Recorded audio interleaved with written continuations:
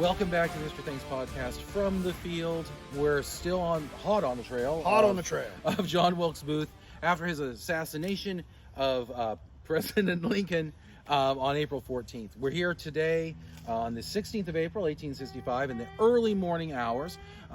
We just left Samuel Mudd's house, Dr. Samuel Mudd, another co-conspirator, another Lincoln co-conspirator here.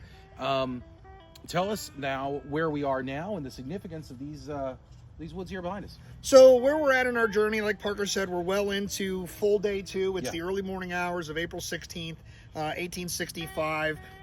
Like we've said, Booth escaped from the city. He made it to the tavern, was resupplied. It was here that his injury that he's famously known for having relative to this escape is really first and best documented.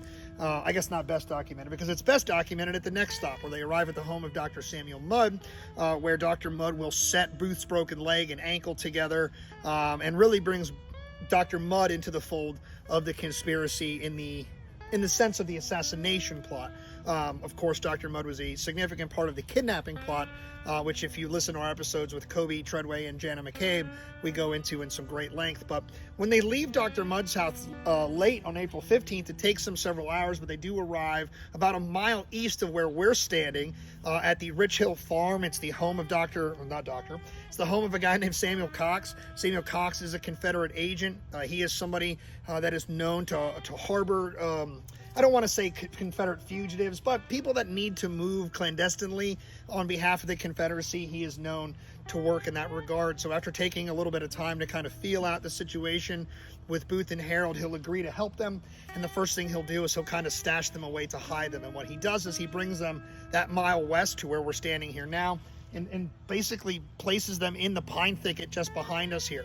And for the next 4 days, Booth and Harold will spend literally day and night kind of just sitting around in this very deep and very thick, which today not a very thick pine thicket, and they'll receive food and water and other supplies from the people working with Samuel Cox. But most importantly, for a guy like Booth, who has a tremendous ego, is they'll start to see newspapers, and in these newspapers, Booth is going to get his first kind of idea of just how this murder is being perceived by the general populations. Now, Booth has envisioned that his act of divine justice was exactly that. He felt he was the instrument of God. We'll touch on that in a moment, but he's coming to find out that most people are disgusted by this. They find this murder abhorrent. And so he starts to spin here a little bit in the pine thicket, and at one point will literally write in his own diary that he felt that Abraham Lincoln, and again, doing this to kind of justify this to himself, he felt that Abraham Lincoln was the cause of all of the national troubles at the time, and that his act of murder, he did find in, he believed in himself that it was God's justice and that he was simply his instrument to implement that will. So it's here where Booth really starts to kind of, I don't want to say fall apart, but realize that things are unraveling very quickly. He has not been turned into this hero that he thought he was going to. And so for 4 days, he'll kind of live in this world of discovery happening deep in this pine thicket behind us. And 4 days later, on April 20th, other Confederate agents will help Booth and Harold make inevitably a successful attempt to cross the Potomac River.